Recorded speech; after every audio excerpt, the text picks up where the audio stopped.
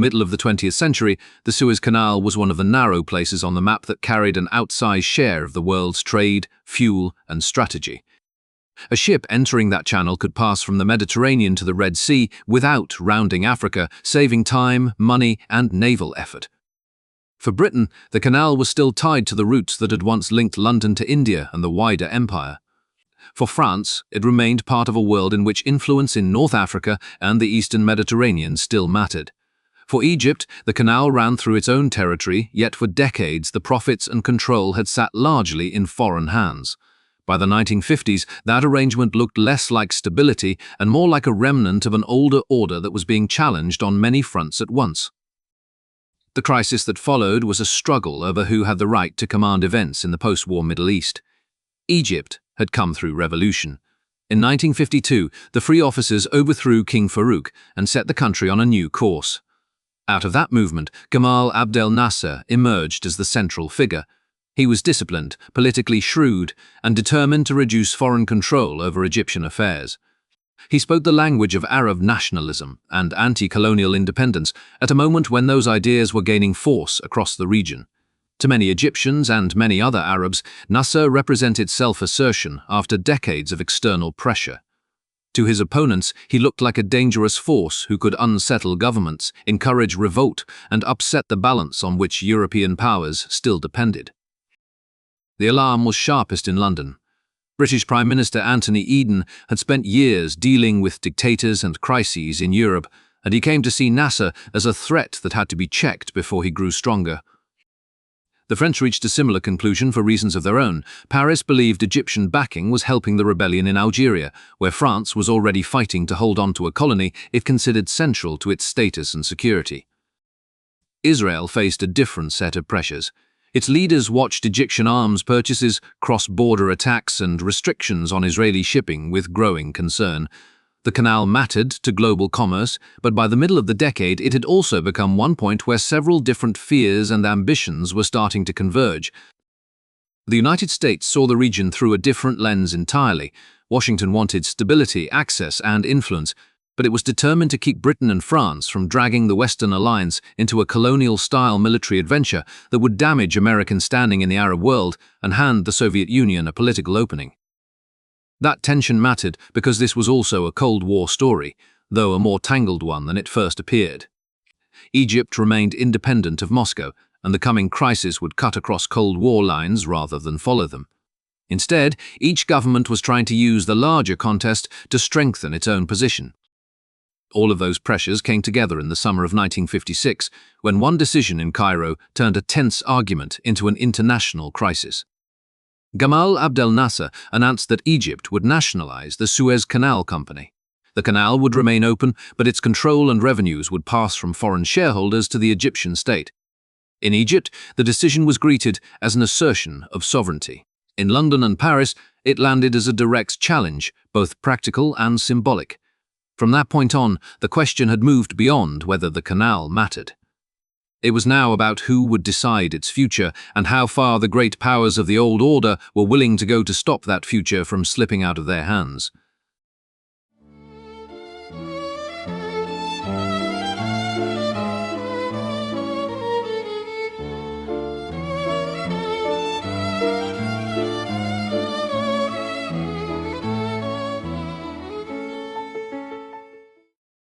Part 1. Nasser, Empire, and the Road to Nationalization. When the monarchy fell in Egypt in 1952, the officers who took power came without a finished program for the whole Middle East. They began with Egypt itself. King Farouk had come to symbolize corruption, dependence, and failure. British forces still remained in the Canal Zone. The old political class looked compromised. The Arab defeat in Palestine in 1948 had damaged the prestige of the army and the state alike. The Free Officers presented themselves as men who would restore discipline, independence, and national dignity where the old order had offered only humiliation. But first, the public face of the revolution belonged to General Mohammed Naguib, the more senior and better-known figure. But power inside the new regime soon tilted decisively. Nasser was the stronger organizer, the more careful political operator, and the man with the firmer grip on the officer network that had made the coup possible. Over the next 2 years, he outmaneuvered rivals, forced Naguib aside, and built a system centered on his own authority. By 1954, Nasser had become the dominant figure in Egyptian politics. He wanted the Egyptian state to act with a degree of independence that had been missing for decades. That meant reducing British influence, weakening old landed elites, controlling domestic opposition, and claiming a larger role for Egypt in the Arab world. His government moved against the Muslim Brotherhood after an attempted assassination in Alexandria in 1954. It tightened its grip at home while presenting itself abroad as the voice of a newly assertive Arab nationalism.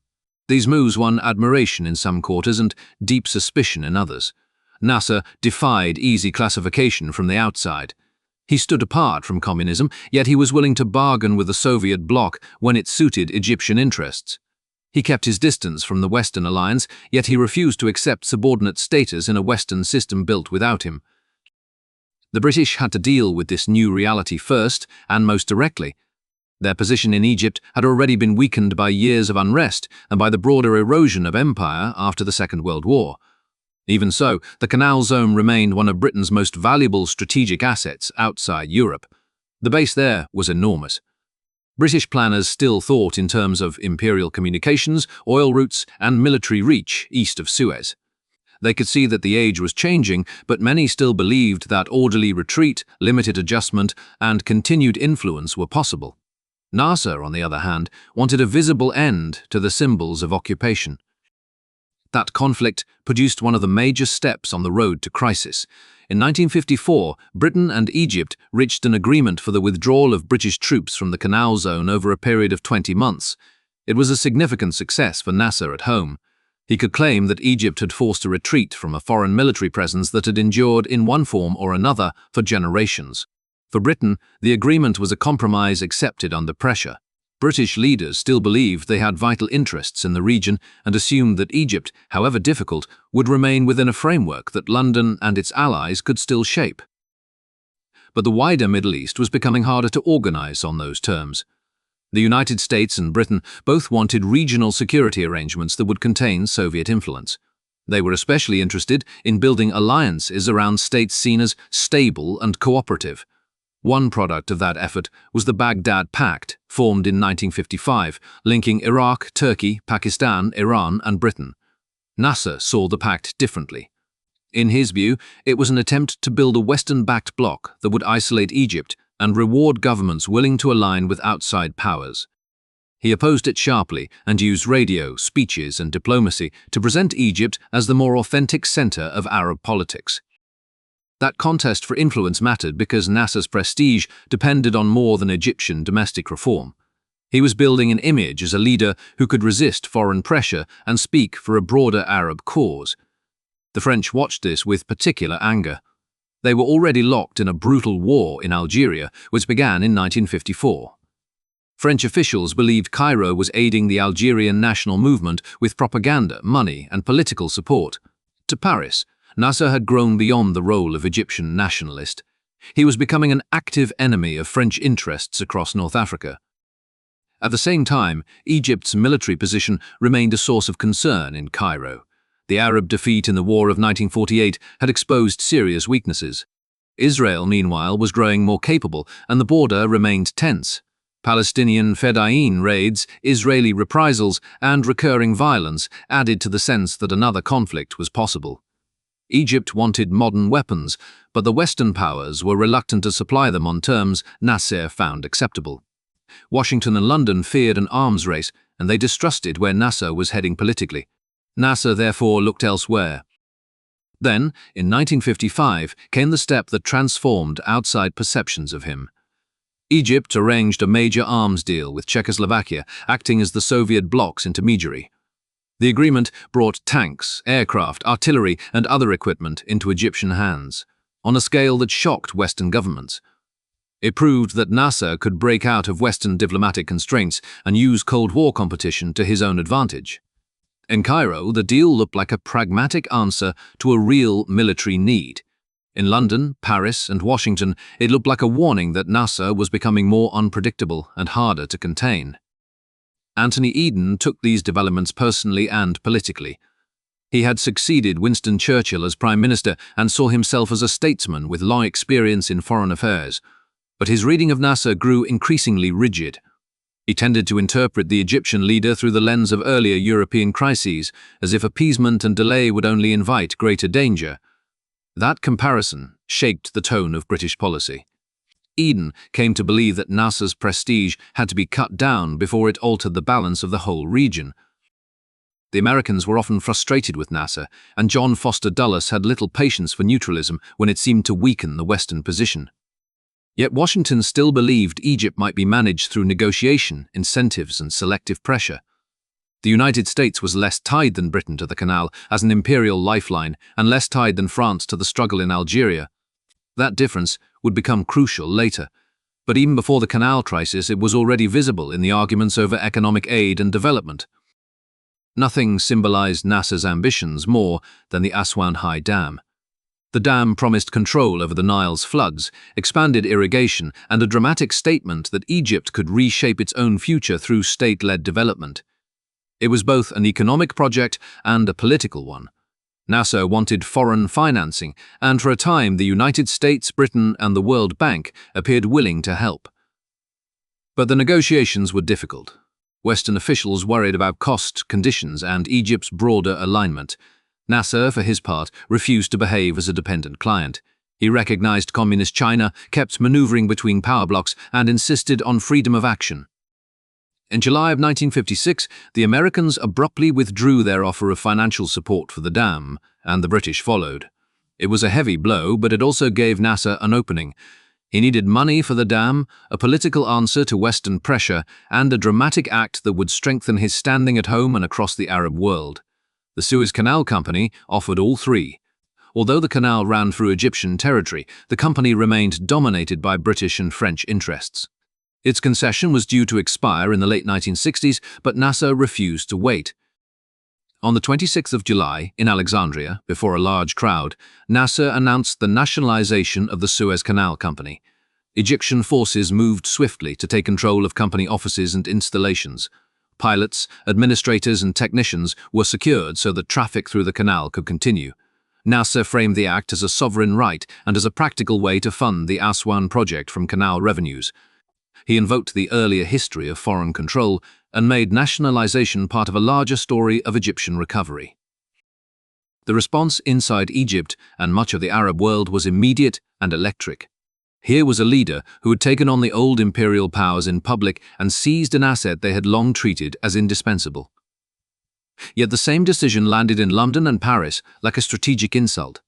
It threatened financial interests, challenged prestige, and raised the possibility that if Nasser succeeded, other leaders might follow his example.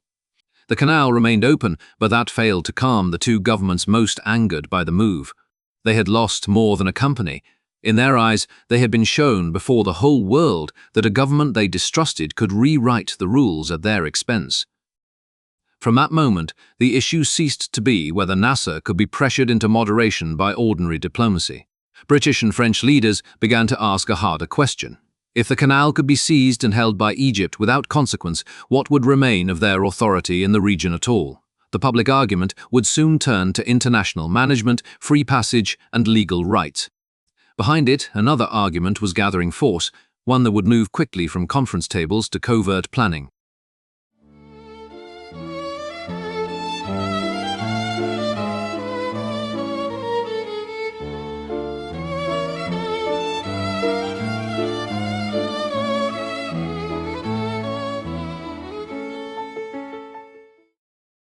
Part 2. Shock, Diplomacy, and the Search for a Pretext. The shock in London was immediate and personal. Anthony Eden treated nationalization as a direct test of British will. To him, Gamal Abdel Nasser had seized an international artery on which Europe depended and had done so in a way designed to humiliate Britain before the world. The legal position was more complicated than the language of outrage suggested. Egypt had nationalized the company rather than physically closing the canal. Ships were still moving. Compensation, at least in principle, could be discussed. But the atmosphere in Whitehall moved quickly beyond questions of commercial law. Prestige, credibility, and the fear of wider retreat were never far from the center of British thinking. The French reacted with equal fury and less hesitation. Their anger was sharpened by the war in Algeria, where French officials believed Nasser was giving encouragement and assistance to the nationalist struggle. In Paris, the Canal crisis was another front in a larger battle against a man they saw as a sponsor of anti-French revolt. Prime Minister Guy Mollet and Foreign Minister Christian Pineau were therefore drawn early toward a harder line. If Nasser could be weakened in Egypt, that might also weaken his influence across North Africa. British military planning began almost at once. Even before diplomatic options had been exhausted, ministers and officials were considering force. Troops were moved toward the eastern Mediterranean. Naval preparations accelerated, yet Britain was poorly positioned to act quickly. Distance, logistics, and the need for allies all mattered. So did the attitude of the United States. British leaders still hoped Washington would eventually come around, because the alternative was risky. An operation against Egypt carried out without full American backing, in full view of a hostile international audience. Eden's government tried to frame the issue in terms that would attract broader support. Publicly, the argument was that the canal was an international waterway whose operation was too important to rest on the unilateral action of one state. That line had some appeal, especially for maritime powers and trading nations that feared disruption. But it also had obvious weaknesses. Many governments outside Europe saw the crisis through the lens of decolonization. To them, the old canal company looked like one more structure in which European influence had long outweighed Egyptian sovereignty. Washington's first response was measured but wary. President Dwight Eisenhower and Secretary of State John Foster Dulles had little affection for Nasser's style of politics, and they viewed the nationalization with alarm, yet they stopped short of endorsing immediate military action. The United States was in the middle of an election season. It was also trying to limit Soviet opportunities in the Arab world and avoid being seen as the sponsor of an Anglo-French imperial reprisal. American policymakers believed a diplomatic mechanism might still preserve navigation rights and reduce the chance of war. They were willing to pressure Nasser, yet unwilling to join a rush toward armed intervention. That difference in outlook mattered from the start. Britain and France were already thinking about compulsion. The United States was still thinking about management. The result was a diplomacy that looked united on the surface but was divided underneath by incompatible assumptions. In August, a conference was held in London with representatives from major user states of the canal. The aim was to create an international position strong enough to force Egypt into accepting outside oversight. Dulles supported the idea of an international board or arrangement that would protect free passage without requiring open war. A majority of the states represented were willing to support some form of international control, but support on paper fell short of practical leverage. Nasser refused to surrender Egypt's new authority over the canal. He was willing to guarantee passage. He refused to reverse nationalization under foreign pressure. A mission headed by Australian Prime Minister Robert Menzies carried the conference proposals to Cairo. It failed. Nasser listened, argued, and rejected the central demand. He understood that if he yielded on the principle of control, the political victory of nationalization would be hollow. He also understood his audience beyond Egypt. Across the Arab world and in much of Asia and Africa, he was being watched as a leader who had dared to challenge the old powers. A retreat under pressure would have damaged the very prestige that now helped protect him. The failure of the Menzies mission widened the gap between public diplomacy and private intention. In London, Eden became more convinced that Nasser would never compromise in a meaningful way. In Paris, the conclusion had been forming already. Yet neither government was ready to admit openly that they were moving from negotiation toward war. To do so would expose them to American resistance and international criticism before their forces were in place. So, diplomacy continued, but increasingly as a cover for preparation rather than a path to settlement. Meanwhile, the practical operation of the canal held together better than some Western governments had expected or hoped. Egypt managed, with difficulty but with real competence, to keep ships moving. Some foreign pilots left. Egyptian authorities improvised replacements and kept traffic flowing well enough to undercut the claim that only outside management could preserve the waterway. That mattered politically. Every week, the canal remained open under Egyptian control, made it harder to present nationalization as a disaster requiring rescue. The issue then moved to the United Nations and to a new set of proposals shaped around principles rather than direct restoration of the old company. There were discussions of user rights, compensation, non-discrimination, insulation of the canal from politics, and an international mechanism that would somehow preserve Egyptian sovereignty while limiting Egyptian freedom of action. Much of this language sounded reasonable. The problem was that the central question had already hardened into one of authority. Nasser would accept arrangements consistent with Egyptian control. Britain and France wanted an arrangement that constrained him sharply enough to prove his victory was hollow. As these diplomatic exchanges continued, Israel watched closely. Israeli leaders had their own reasons to consider war with Egypt, and those reasons extended well beyond the Canal Company or Anglo-French prestige. The border with Egyptian-held Gaza remained violent. Fedayeen raids into Israel and Israeli reprisals had created a cycle of bloodshed and escalation. Egypt had also restricted Israeli shipping through the Straits of Tiran, limiting access to the Gulf of Aqaba. The Czech arms deal had intensified Israeli concern about the future military balance. David Ben-Gurion, Moshe Dayan, and Shimon Peres were all alert to the possibility that a larger crisis involving Egypt might offer Israel a chance to reshape its strategic position. The French were the first to move decisively toward Israel. Paris had already become an important military supplier to the Israelis, partly because the French saw Israel as a useful counterweight to Nasser. Contacts deepened through the late summer and early autumn of 1956. French leaders believed Israel had both the motive and the capability to strike Egypt in Sinai. Such a move could create precisely the kind of crisis in which Anglo-French intervention might be presented as peacekeeping or separation rather than naked aggression. Britain was slower and more cautious, less because Eden was peaceful than because the political and legal cover mattered greatly to him. He still wanted a framework that could be defended in Parliament, to the Commonwealth, and above all to the United States. A straightforward invasion to overthrow Nasser could be discussed in private, but defending it in public was another matter entirely. British ministers and officials therefore spent weeks circling the same problem. How could force be used in a way that looked like enforcement rather than conquest? At the same time, the British cabinet harboured its own misgivings. Some ministers worried about military timing, about American reaction, and about the consequences if an operation failed or bogged down. There were also practical problems. An amphibious and airborne assault against Egyptian positions required preparation, coordination, and time. The longer that took, the more diplomacy lingered in public view, and the more chances there were for the Americans or the United Nations to block a move before it began. Washington continued to search for a formula that would avert war, but it was increasingly clear that American and British policy were drifting apart. Eisenhower opposed rewarding Nasser for every act of defiance, yet he also judged that a colonial-style intervention would do grave damage to Western interests. If Britain and France attacked Egypt, many states in Asia and Africa would see the crisis less as a defense of international order than as the old empires trying to reclaim control by force. That was precisely the kind of perception Soviet propaganda could exploit. For Nasser, time was politically useful so long as he appeared to hold firm.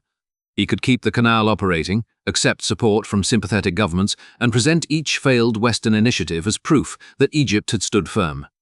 He could only guess at the exact form the next move would take, but he did know that Britain and France were searching for one.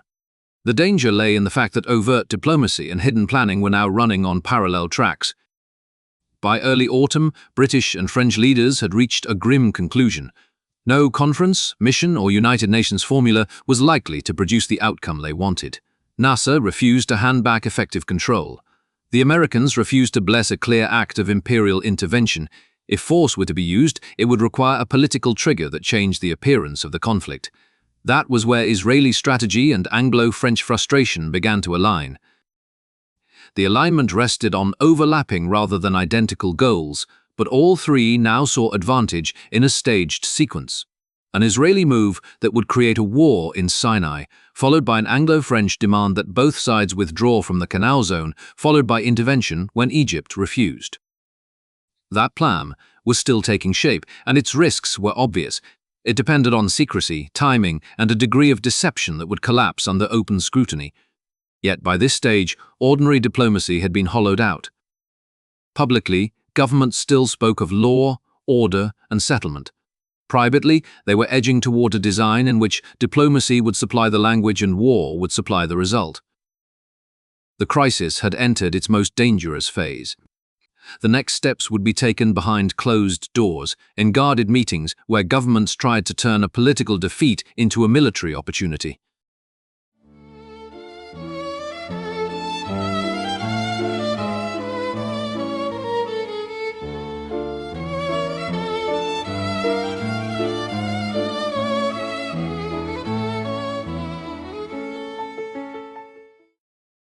Part 3. Sèvres and the Making of the Invasion Plan. The guarded meetings that followed were driven by a shared problem. Britain, France, and Israel each wanted to strike Egypt, but none of them could do so in a way that looked clean or easily defensible. Britain lacked the freedom to say openly that it meant to use force because Anthony Eden saw only danger in any future with Gamal Abdel Nasser still in power. France was equally constrained, forced to conceal that it wanted to break Nasser partly because of Algeria. Israel faced its own bind, unable to launch a large offensive into Sinai without first calculating how the great powers would respond. The answer that emerged fell short of a formal alliance in the ordinary sense. It was a secret arrangement built on overlapping interests, mutual deception, and the hope that speed would outrun scrutiny. The strongest link in that triangle was between France and Israel. By the autumn of 1956, the two countries were already working more closely together than many outsiders understood. French leaders saw Israel as a capable military partner and as a state with direct reasons to go to war with Egypt. Israeli leaders, for their part, knew that French support could provide arms, aircraft, and diplomatic backing that might prove decisive. Britain remained the most powerful of the three in naval and political terms, but it was also the most constrained by appearances. Eden needed both a plan for action and a story about why that action was necessary. Israel had no shortage of grievances against Egypt. The border around Gaza had become a zone of repeated raids, reprisals, and mounting bitterness.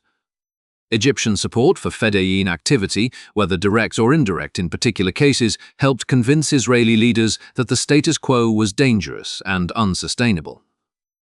The closure of the Straits of Tiran to Israeli shipping cut access to the Gulf of Aqaba and was treated in Israel as both a practical injury and a strategic threat. The Czech arms deal had added a larger fear. If Egypt absorbed new Soviet bloc equipment and trained effectively on it, Israel's room for military maneuver might narrow in the future. That meant delay carried risks as well as caution. David Ben-Gurion saw the crisis as an opportunity, but he shared the stage with other decisive figures on the Israeli side. Moshe Dayan, the chief of staff, thought in operational terms and believed the Israeli army could move fast across Sinai if given political permission. Shimon Peres, then a key official in the defense establishment, played an important role in cultivating the French connection and securing material support. Together, they helped shape the view that if war came, Israel should go beyond mere reaction and exploit the moment to destroy Egyptian positions in Sinai, relieve pressure on its borders, and reopen access through the Gulf of Aqaba. For the French, this logic was highly attractive. Guy Mollet and Christian Pinault had already reached the conclusion that Nasser was a source of danger far beyond the canal itself. French officials associated Cairo with anti-colonial agitation, radio propaganda, and support for the Algerian rebellion. Weakening Nasser by diplomatic pressure alone now looked improbable. Weakening him through war, especially in cooperation with Israel, looked increasingly plausible. France was therefore willing to go further and faster than Britain in discussing active collusion. The British position was more tangled. Eden wanted action, but he also needed a structure that would preserve at least the appearance of legitimacy. Britain still had to answer to Parliament, to the Commonwealth, to international opinion, and to the United States. A direct Anglo-French descent on Egypt, launched without pretext, would look exactly like what Washington feared. It would look like an imperial attempt to reverse decolonization by force. Eden and his circle therefore began to focus on a formula that would shift the visible beginning of the war away from Britain and France and onto a regional conflict they could claim to be containing. This was the logic that led to the secret talks at Sèvres, outside Paris, in late October of 1956. The participants bypassed ceremony. They came to work out a hidden mechanism for war. On the British side, Foreign Secretary Selwyn Lloyd played a central role. The French were represented by senior political and military figures closely aligned with Mollet and Pinard.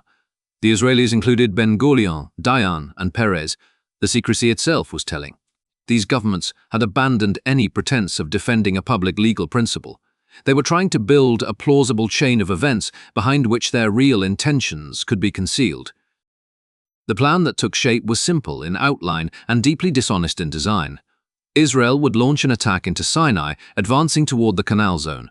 Britain and France would then issue an ultimatum to both Egypt and Israel, demanding that each side stop fighting and withdraw forces to a set distance from the canal.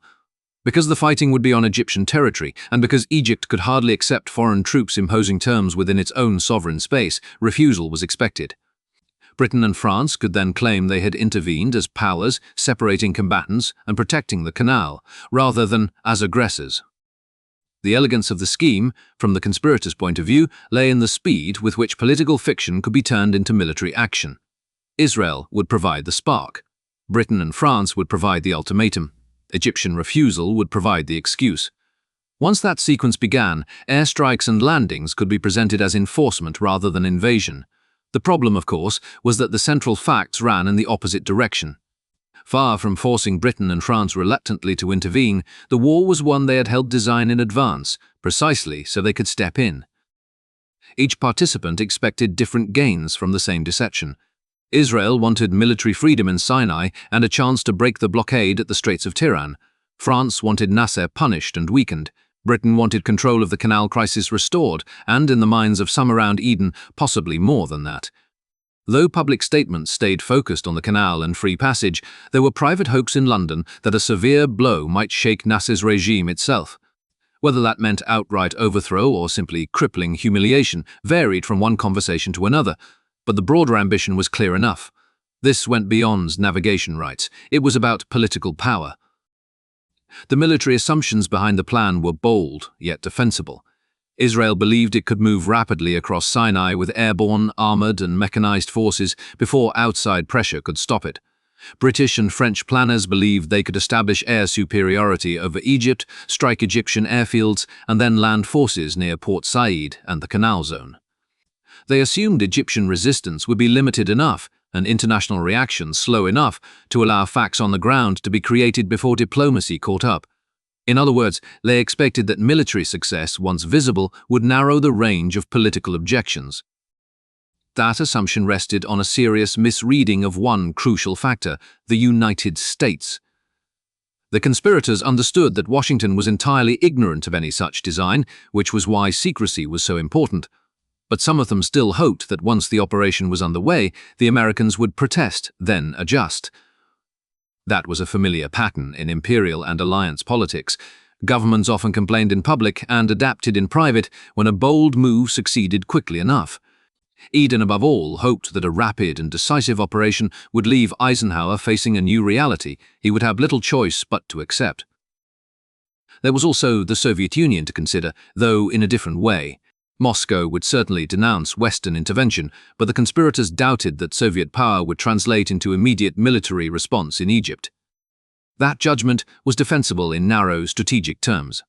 The deeper mistake was political rather than military. By planning to attack Egypt under false pretenses, Britain and France were preparing to forfeit the moral ground they claimed to defend. In a crisis shaped as much by world opinion as by force of arms, that mattered. The talks at Sèvres produced understandings that were partly written, partly oral, and deliberately concealed. That mix reflected the awkwardness of the undertaking. All three governments needed clarity for themselves, but deniability for everyone else. The Israelis wanted assurances that Britain and France would follow through once the first move had been made. The French were prepared to commit firmly. The British, characteristically, tried to preserve some room in the language even while agreeing to the substance. Yet the operational sequence was plain enough, and once set in motion it would move fast.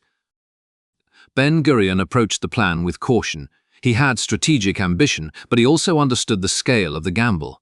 Israel was being asked to start a war whose next stages depended on the actions of two outside powers, one of which, Britain, still had doubts and political inhibitions. If London faltered after Israel moved, the Israelis could find themselves carrying the main burden alone while facing intense international pressure. Dayan, however, was confident in the army's ability to deliver quick results. Perez had reason to trust the French commitment. In the end, Israel accepted the risk because the possible gains were too important to ignore. On the British side, the moral and legal weaknesses of the scheme were obvious to anyone who looked directly at them. An ultimatum addressed equally to aggressor and target would be fraudulent when one of the supposed peacekeepers had already helped script the attack. Yet that was precisely the attraction of the device. It converted collusion into apparent neutrality. It also allowed Eden to avoid presenting the first move as a British choice. He could tell himself and others that Britain was responding to a war rather than manufacturing one. That act of self-justification mattered because the British government remained divided in spirit even as it moved toward action in practice. Some ministers worried about legality, some worried about the Americans, some worried about timing and operational risk. But once the Sèvres formula offered a workable path, hesitation became harder to sustain. It gave advocates of force what they had been missing since July, a trigger that could be represented as externally generated, even though it had been privately arranged. By the end of the talks, the crisis had crossed a line. The language of diplomacy remained in place, but it now masked a coordinated sequence moving toward war. Orders, deployments, and timetables had to match the political script. Israeli forces prepare for a rapid thrust into Sinai. British and French forces prepared the ultimatum and the assault that would follow it. Each government was gambling on momentum. If the opening blows were fast enough, clean enough, and surprising enough, then perhaps the world would protest after the fact rather than prevent the operation in advance. That hope carried the whole scheme forward, but it failed to resolve its central contradiction. Britain and France still meant to speak in the language of order while acting through conspiracy. Israel still meant to fight a war for concrete strategic aims while serving as the visible trigger for someone else's intervention. The plan was coherent enough to launch. Whether it was coherent enough to survive contact with politics, finance, and world opinion was another matter. Those tests would come soon enough. The decisions had been made, the forces were in motion. The next stage would begin in the desert, where the hidden agreement at Sèvres would be translated into open war.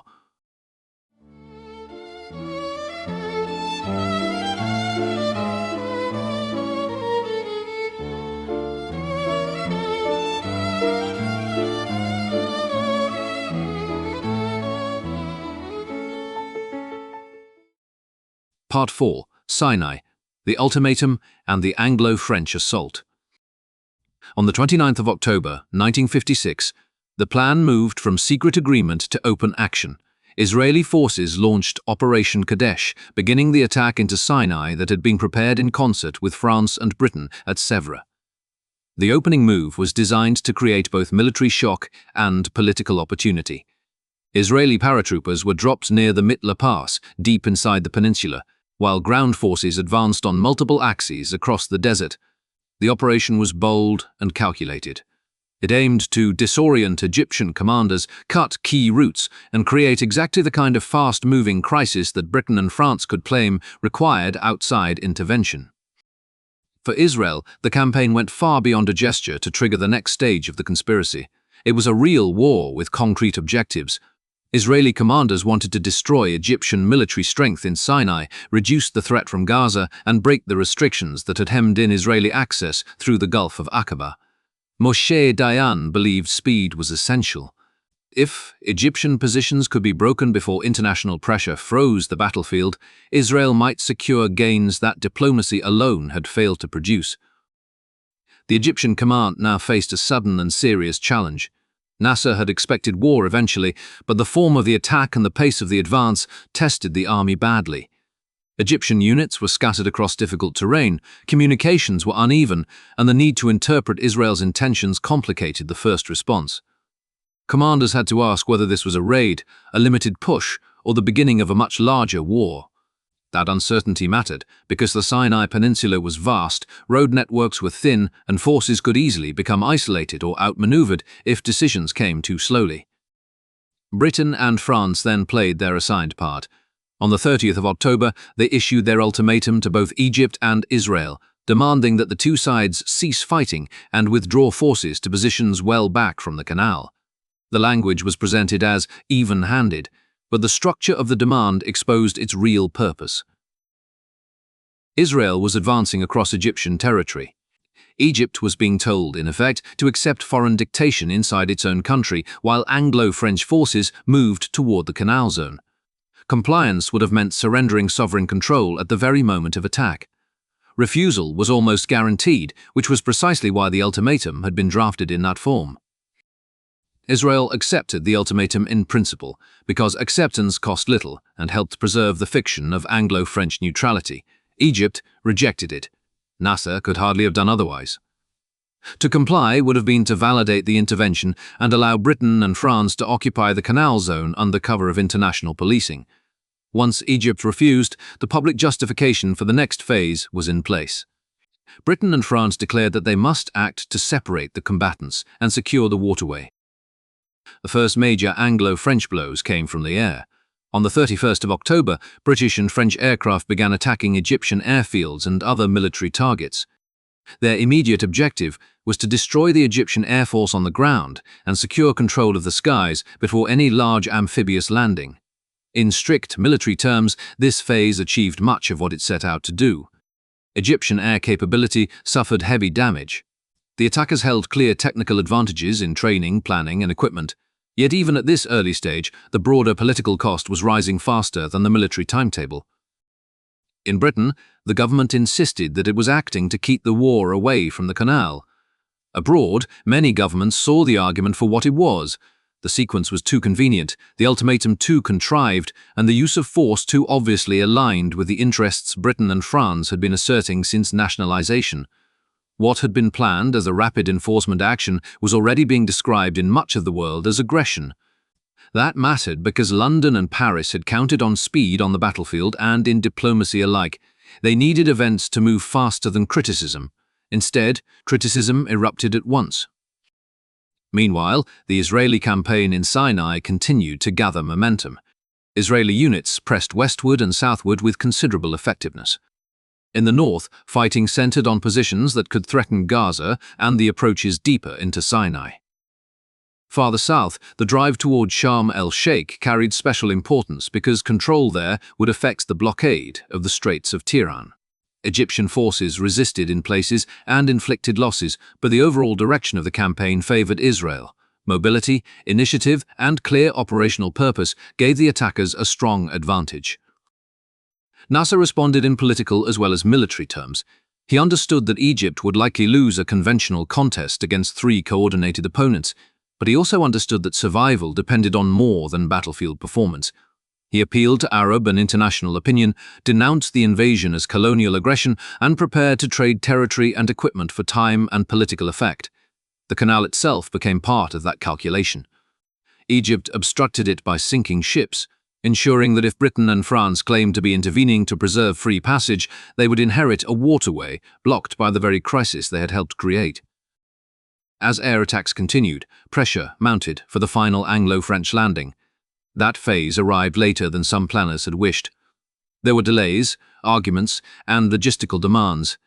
Amphibious operations of this kind required coordination between sea, air, and ground forces, and political urgency failed to erase military complexity. Even so, the assault proceeded. On the 5th of November, British and French paratroopers dropped near Port Said and Port Fouad at the northern end of the canal. The aim was to seize key points, break Egyptian resistance in the area, and prepare the way for forces arriving by sea. On the 6th of November, seaborne landings followed. British and French troops moved into Port Said and advanced southward.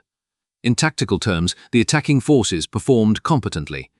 They were well-trained, heavily supported, and able to bring considerable firepower to bear. Egyptian military resistance in the Canal Zone was uneven, but resistance persisted. There was fighting by regular forces, local defense, and armed civilians. Urban operations were never as tidy as planners preferred to imagine, and the use of force in a populated city carried immediate political and human consequences.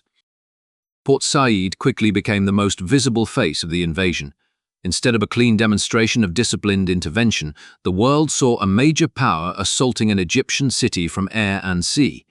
Fires, destruction, and civilian danger sat uneasily beside claims of neutral peacekeeping. Britain and France had counted on military professionalism to strengthen their case. In practice, the images and reports coming out of the city weakened it further. Whatever government said in formal notes, the political meaning of the operation had become plain. For a brief moment, however, it still seemed possible that military success might outrun diplomatic resistance. Israeli forces were advancing effectively in Sinai. Anglo-French forces had entered the Canal Zone. Egyptian air power had been damaged. Nasser remained in power, though he had clearly been struck. If the conspirators had judged the crisis only by immediate battlefield indicators, they could point to real gains. Yet the battle they most needed to manage now extended far beyond Egypt. In Washington, the response hardened sharply. President Eisenhower had been kept entirely in the dark about the collusive arrangement, and he was furious at both the deception and the recklessness of the operation. The United States now moved decisively against its own allies in the diplomatic arena. At the United Nations, American pressure added weight to calls for a ceasefire and withdrawal. The assault was being treated in Washington as a strategic blunder that endangered the Western position during the Cold War. Financial pressure began to bear down on Britain in particular. The pound came under strain, and Britain's post-war financial position was far weaker than its imperial reflexes suggested. A government that wished to act like a great independent power still depended on international confidence and, in practical terms, on American cooperation. This was the contradiction at the center of the whole crisis. Britain and France had planned a war to prove that they still had the capacity to impose outcomes in the Middle East. But the more they advanced militarily, the more they revealed how narrow their political room for action had become. There were other pressures as well. World opinion was turning hard against the invasion. Commonwealth unease deepened. Soviet denunciations became more threatening in tone, adding another layer of danger to a crisis that was already spiraling beyond its author's control. The British and French expected argument. They were unprepared for the combination of American opposition, international condemnation, financial vulnerability, and accelerating political isolation to converge so quickly. Anthony Eden now faced the central fact he had tried to avoid. Military success failed to guarantee political control. British and French forces could take ground around the canal, but they lacked the power to compel the United States to accept the result. They were unable to stop the United Nations from becoming a forum for condemnation. Their justifications crumbled as the pattern of collusion and pretext became increasingly suspected. Most important of all, battlefield gains meant nothing if the wider diplomatic and financial structure beneath the operation was collapsing. By the time the landings at Port Said were underway, the assault had already entered that contradiction. The invading forces could continue to move forward in the narrow military sense. But every mile gained in Sinai and every block taken in the Canal Zone increased the pressure coming from outside the battlefield. What had been conceived at Sèvres as a swift sequence leading from pretext to intervention was now producing a different sequence altogether. Tactical success, then diplomatic outrage, then financial crisis. The next part of the story would be shaped less by who held a position on the ground than by who could endure the pressure building above it.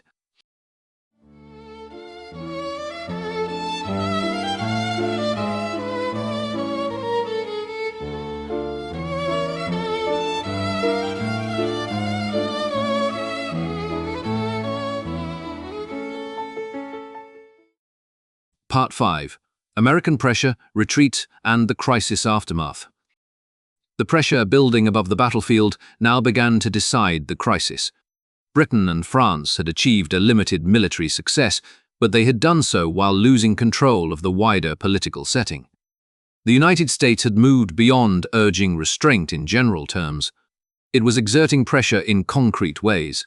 President Dwight Eisenhower and his administration pushed hard through the United Nations for a ceasefire and withdrawal. Just as important, Washington made clear that it refused to deploy American financial power to shelter Britain from the consequences of its own actions. For a government in London already facing strain on the pound, that warning mattered immediately. The British position was especially exposed. Since the Second World War, Britain had tried to preserve the language and habits of a great global power while operating under much tighter economic limits. The Suez operation brought that contradiction into the open. Sterling was under pressure. Confidence was slipping.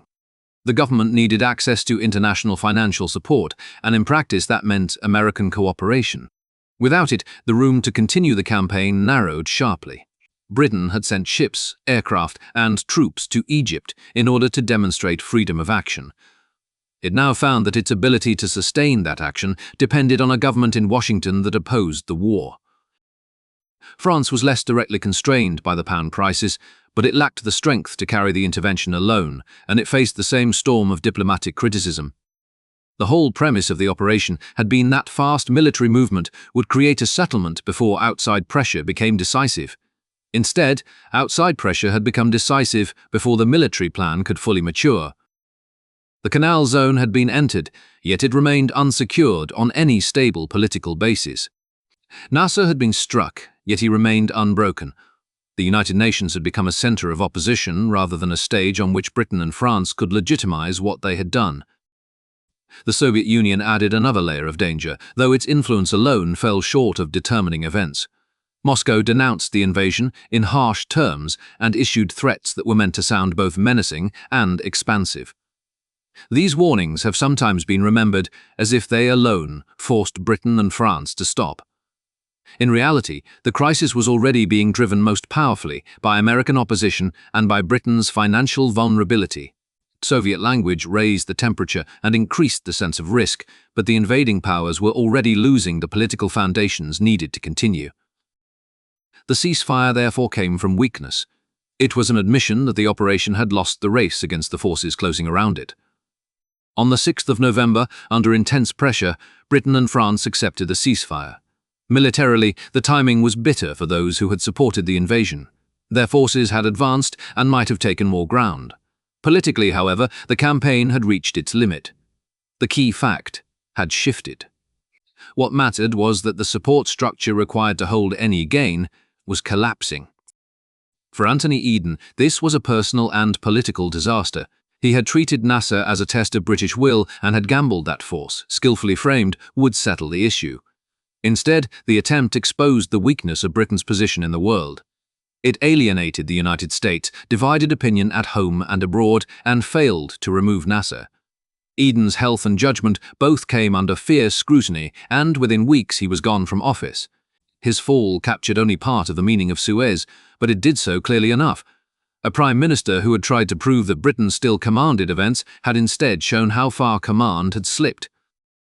Withdrawal came in stages, and it affected each participant differently. Under United Nations pressure, Britain and France began pulling their forces out of the Canal Zone in December. A new United Nations emergency force was deployed, one of the earliest large peacekeeping missions of its kind, to help supervise the separation and stabilize the situation. The idea that an international force, rather than an imperial garrison, would now stand between belligerents on Egyptian soil was itself a sign of how much had changed. Israel's withdrawal was slower and more contested. Israeli leaders had won real military results in Sinai and at Sharm el-Sheikh, and they were reluctant to give them up without assurances. They wanted relief from Fedayeen attacks, a less dangerous frontier, and above all freedom of navigation through the Gulf of Aqaba. International pressure eventually forced Israeli withdrawal from Sinai and Gaza as well, but only after Israel had demonstrated both the reach of its armed forces and the seriousness of its strategic concerns. In the short term, access through the Straits of Tiran improved, and the presence of the United Nations force created a more stable frontier than the one that had existed before the war. Yet none of the deeper Arab-Israeli conflicts had been solved. They had only been rearranged. For Nasser, the outcome was paradoxical but unmistakable. Egypt had suffered military defeat in the field, its air force had been hit hard, Sinai had been overrun, the canal had been blocked. Yet, politically, Nasser emerged stronger. He had been attacked by Britain, France and Israel together and had survived. He refused the ultimatum, refused to surrender nationalization, and remained in power after the invaders were compelled to withdraw. Across much of the Arab world, and far beyond it, that was what mattered most. He became a larger symbol of anti-colonial resistance precisely because the old powers had tried and failed to break him. The canal itself also remained Egyptian. That fact was central. Britain and France had gone to war in part because they refused to accept that Nasser could nationalize such an important asset on his own terms. Yet when the crisis ended, the old company was gone. Egyptian sovereignty over the canal had been confirmed in practice, and the powers that had launched the intervention had retreated without regaining what they had claimed to defend. The waterway would reopen under Egyptian control. In that specific but critical sense, the central political question raised in July had been answered. France drew lessons from the crisis, though rarely the ones outsiders hoped for. The humiliation of Suez deepened French distrust of American leadership and strengthened arguments in Paris for a more independent strategic posture. It also reinforced the belief among some French leaders that anti-colonial movements and the governments that aided them had to be fought with ever greater determination. In Britain, by contrast, Suez accelerated a recognition that imperial power alone was insufficient to guarantee leverage. British governments would still project force abroad, but after Suez, they did so with a clearer understanding that any major action taken against American wishes carried severe limits. For the United States, the crisis was also revealing. Washington had opposed the invasion less from sympathy for Nasser than because the Eisenhower administration judged that old-style imperial intervention would damage Western strategy more than Nasser's defiance would. The United States emerged from the crisis looking stronger relative to its European allies, able to restrain them rather than simply coordinate with them. That was one reason Suez is so often described as a turning point. It went beyond an Anglo-French failure. It was a public demonstration that power inside the Western alliance had shifted decisively. The event also mattered across Asia, Africa, and the Middle East because it seemed to confirm something larger than the fate of a single canal. European empires still held on in many places, and one failed invasion hardly ended colonial rule overnight. But Suez showed that the old imperial states had been forced to accept that prestige, naval strength, and habit were insufficient to impose their will in the face of nationalist resistance, superpower rivalry, and hostile world opinion. The age in which Britain and France could act first and expect the rest of the system to accommodate them had plainly narrowed. Yet the crisis remained far from simple or morally tidy. Israel did secure some immediate strategic benefits. Egypt did suffer real military losses. The Soviet Union sought advantage in the rhetoric of anti-imperialism while pursuing its own coercive politics elsewhere. The United States defended international restraint while also calculating coldly in terms of influence and alliance management. Every major power in the crisis acted from a mixture of principle, interest, fear, and ambition. Yet even with those complications, the final shape of the episode was clear enough. The Suez Crisis began with the nationalization of a canal company and widened into a struggle over empire, sovereignty, alliance politics, and the uses of force in a changing world. Britain and France tried to reverse the political meaning of decolonization by covert design and open assault. Israel used the crisis to strike at immediate strategic threats. Egypt lost ground and equipment, but held the larger political line. The United States refused to rescue its allies from the consequences of their gamble. When the fighting stopped and the withdrawals were complete, the canal was still in Egyptian hands, Nasser was still in Cairo, and the old European powers had been forced to confront a fact they had long avoided. The route through Suez remained open to world shipping. The older route to Imperial Command had closed.